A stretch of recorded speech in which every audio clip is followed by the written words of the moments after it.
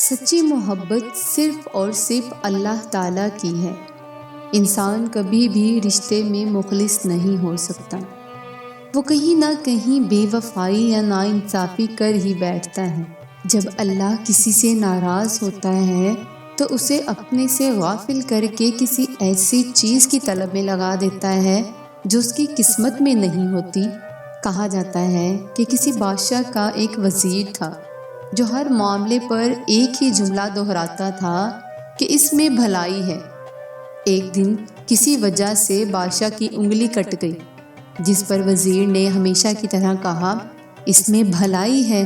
اس بات پر بادشاہ کو بہت غصہ آیا کہ بھلا انگلی کٹنے میں کیا بھلائی، اور ساتھ ہی وزیر کو قتل کرنے کا حکم دیا، جس پر وزیر نے پھر یہی کہا، اس میں بھلائی ہے۔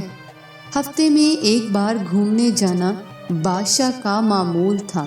ایک دن بادشاہ گھومتے ہوئے کسی ایسی جگہ پر چلا گیا جہاں بتوں کی پوجا جاری تھی۔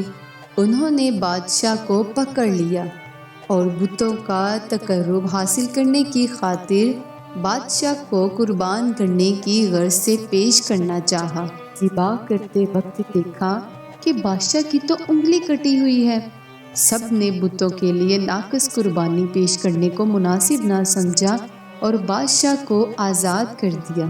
واپس لوٹنے کے بعد بادشاہ فوراً وزیر کے پاس گیا، اسے آزاد کیا اور سارا قصہ سنا کر وزیر سے پوچھا، ان لوگوں سے نجات پانے میں میری کٹی ہوئی انگلی بھلائی ثابت ہوئی، لیکن تمہیں قید و بند کی سختیاں جھیل کر کون سی بھلائی ملی؟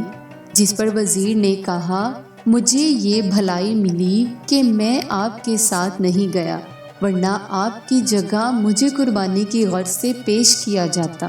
اگر غور کیا جائے تو ہر کام میں اللہ کی بھلائی ہوتی ہے۔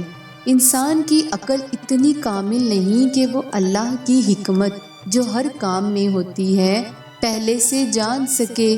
اگر تم یہ جان لو کہ اللہ تمہاری حفاظت کیسے اور کس طرح کرتا ہے تو تمہارا دل اللہ کی محبت سے پھٹ جائے، مشکلات حل ہو جایا کرتی ہیں اور راستے بھی نکل آتے ہیں۔ بس انسان کا یقین مضبوط ہونا چاہیے۔ انسان کو یہ اعتماد اور بھروسہ ہونا چاہیے کہ اللہ ہمیشہ اس کے ساتھ ہے۔ اللہ پر یقین سخت اندھیرے میں بھی روشنیاں پیدا کر دیتا ہے۔ زمانے کا کام ہے مشکل میں ڈالنا اور اللہ کا کام ہے مشکل سے نکالنا۔ جب اللہ کا کرم ہو جاتا ہے تو وسیلے بھی بن جاتے ہیں اور مانگنے کا طریقہ بھی آ جاتا ہے۔ جب معاملہ اللہ کے سپرد کر دو تو پھر اس معاملے اور اللہ کے درمیان سے نکل جایا کرو۔